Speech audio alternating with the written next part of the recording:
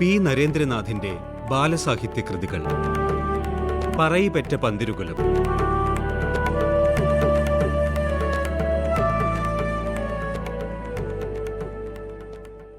പാണനാർ ശരം കണക്കെ അങ്ങോട്ട് പാഞ്ഞു.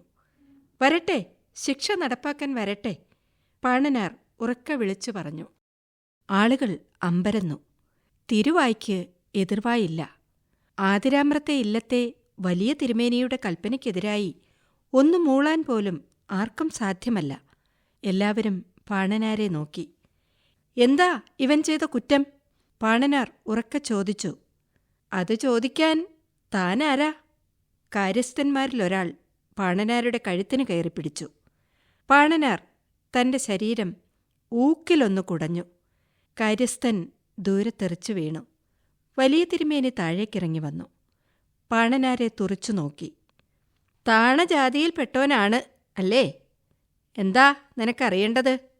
ഈ കിടാത്തിന്റെ കൈ വെട്ടുന്നത് എന്തിനാണെന്നറിയണം, പാണനാർ അക്ഷോഭ്യനായി പറഞ്ഞു. പറഞ്ഞു കൊടുക്ക് ഗോവിന്ദ. തമ്പുരാൻ കാര്യസ്ഥന്റെ മുഖത്തേക്ക് നോക്കി. ഈ കിടാത്തൻ കൊച്ചു തമ്പ്രാട്ടിയുടെ കഴുത്തിലെ 10 മാറ്റ് മാല മോഷ്ടിച്ചു, ഗോവിന്ദൻ പറഞ്ഞു. ലേശമൊരു ഭയത്തോടെ പാണനാരെ നോക്കുന്നുണ്ടായിരുന്നു ഗോവിന്ദൻ. നിന്റെ പേരെന്താ കിടാത്താ? പാണനാർ കുമ്പിട്ട് നിന്ന അവന്റെ നെറുകയിൽ തലോടിക്കൊണ്ട് ചോദിച്ചു. അവൻ പൊട്ടിക്കരഞ്ഞു.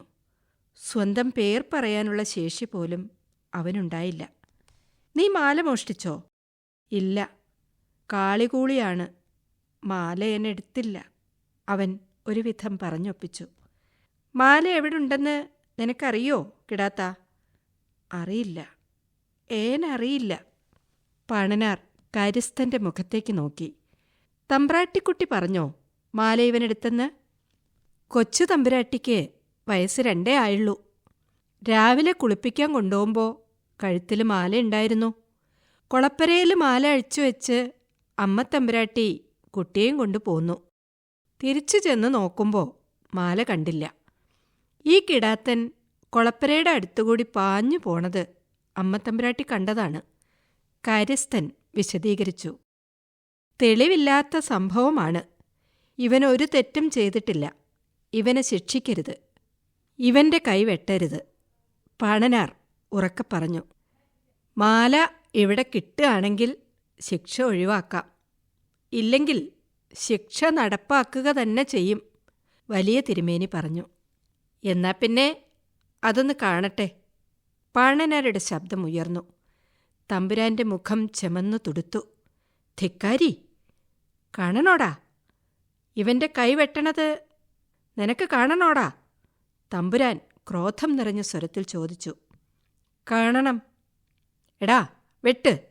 ഒരൊറ്റ വെട്ടിന് 2 കൈകളും വേറിടട്ടെ. ഈ തെമ്മാടി അത് കാണട്ടെ.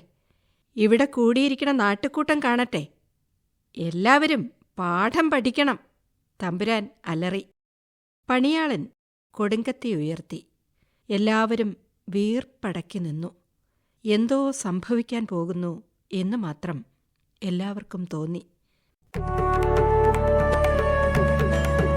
പി നരേന്ദ്രനാഥിന്റെ ബാലസാഹിത്യ കൃതികൾ. പറയിപെറ്റ പന്തിരുകുലം. വായിച്ചത് പ്രീതി.